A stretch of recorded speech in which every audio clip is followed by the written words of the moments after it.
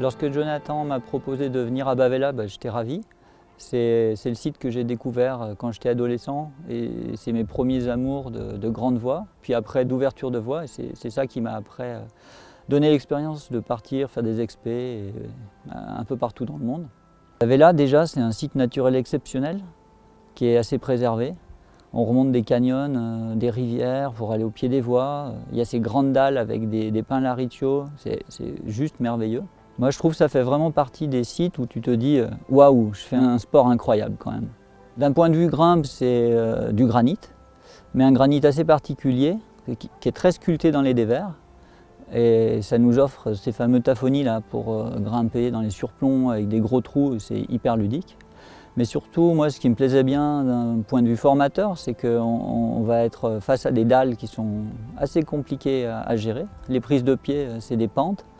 Et puis, c'est la découverte des fissures pour eux, même si ici, on met peu de frindes. Mais déjà, d'apprendre à grimper dans un style nouveau, un rocher nouveau, c'est quelque chose de hyper essentiel pour après partir sur des expés où ça sera du granit, les voies seront plus engagées, il y aura les coinceurs.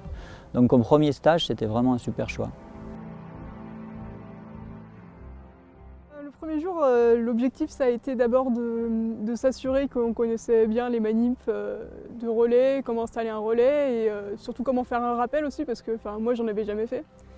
Et du coup on est allé sur un petit secteur d'initiation avec 2 longueurs. Maintenant je suis autonome pour faire mes relais, voilà, je me sens plus prête à partir en grande voie. Alors l'Homo di Cagna, c'était le 3e jour du trip en Corse. On nous a vendu ça un peu comme une journée de repos où on allait découvrir quelque chose de nouveau. Arnaud nous avait dit qu'il y avait 1 heure de marche, 1h30 grand max. Et finalement après avoir fait déjà 2h30 de voiture, on se retrouve au pied et là le panneau nous dit 3h30.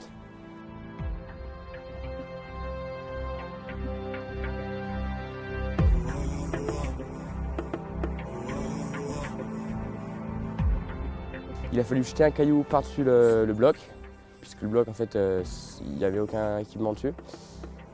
Passer un caillou par-dessus le bloc avec un fil de pêche. Premier essai, le fil de pêche casse, donc on s'est pris de but. Et on a réessayé avec une ficelle plus grosse. C'est Julien qui a tiré et Tom avait échoué avant. Là ça a fonctionné et après on a pu tirer une stat, l'accrocher dans un pierrier derrière et Arnaud est monté dessus à la Jumar. Accrocher 2 cordes stat pour qu'après tout le monde puisse monter et voilà, on est tous au sommet.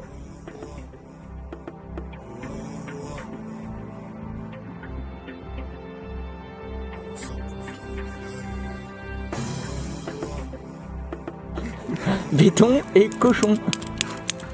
Aggressive testing.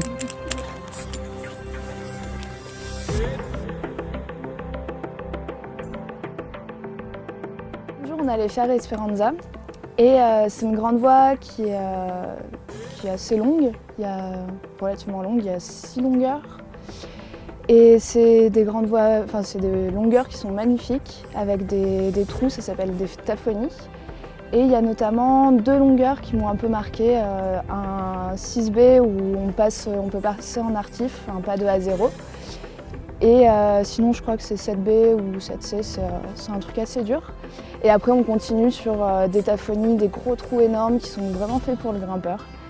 Et il y a une autre longueur plus haut là où c'est magnifique, c'est la dernière.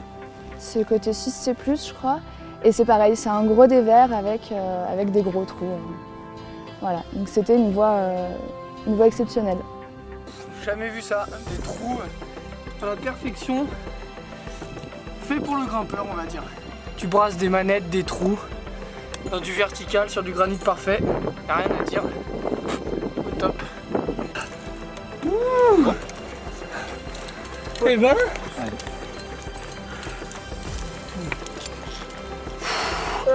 Encore une longueur faite pour les grimpeurs. un peu moins celle-là. Oh, je me suis déchiré la peau sur l'arquet.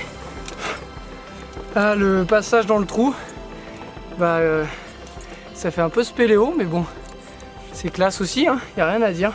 Petite renfouigne aussi avant le passage dans le trou, c'est dément. On va finir par une dernière longueur qui est censée être la plus belle. Et après, retour au bercail. En tout cas, c'était une pure voie pour l'instant.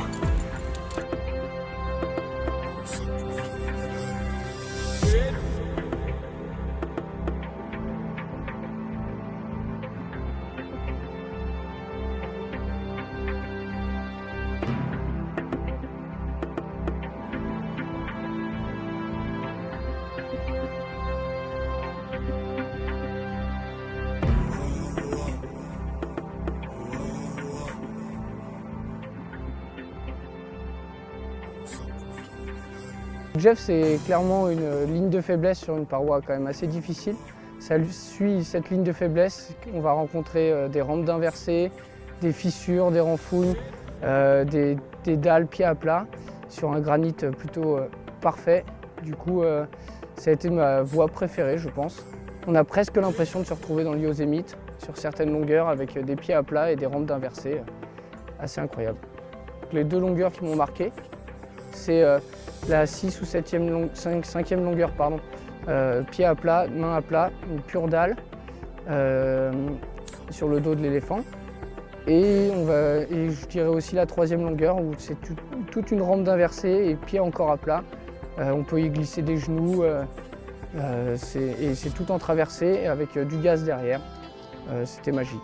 C'est Delicatessen là, avec Robin, Charles et du coup Arnaud nous a emmenés. C'est lui qui a ouvert la voie il y a quelques années. Et c'est vraiment une belle voie, mais bien dure. C'est 8B max. Et ouais, ça a vraiment de la gueule, quoi. C'est vraiment une paroi là, de 100-150 mètres de haut, orange avec des fissures, il y a même en bas il y a un tube là, donc Charles vous en parlera. Et du coup moi j'ai plutôt vu le haut. Je me suis attardé sur le haut, donc deux longueurs, enfin la 2e et la 3e, 2 longueurs en 7C du coup. Et c'est vraiment des belles longueurs, bien exigeantes sur les pieds, des parties en dalle presque sans les mains et après ça repart dans des fissures, c'est juste magique. Franchement c'était super mais intense quoi. Intense là et puis le dernier état à 100 mètres du sol avec un talon au-dessus des oreilles, ouais, ça fait de l'effet. Hein. Je suis allé dans Delicatessen. La première longueur c'est 8B et c'est de la belle escalade. Au début c'est facile, que des grosses prises, mais ça daube. Puis après il y a le passage du tube, c'est un peu dur. Et ouais, j'ai réussi après. Enfin, j'ai pas réussi à enchaîner, mais j'ai fait les mouvements. J'ai pas fait les bonnes méthodes en plus, mais ça a passé. L'objectif de ce stage, là, c'était de donner aux jeunes les clés pour partir plus tard en autonomie en grande voie. Et puis pour pouvoir aller au stage suivant avec les bases solides. Donc les jeunes qu'on avait là, c'est tous des jeunes qui sont issus du haut niveau. Donc ils ont un super niveau technique, mais voilà, pas forcément une expérience énorme en grande voie. Et par contre avec ces jeunes, ce qui est super, c'est que du coup ils savent s'adapter hyper facilement. La prochaine étape, ce sera la Chine, où là ce sera un stage qui sera plus consacré à l'apprentissage de la pose de coinceur et puis l'évolution en terrain d'aventure.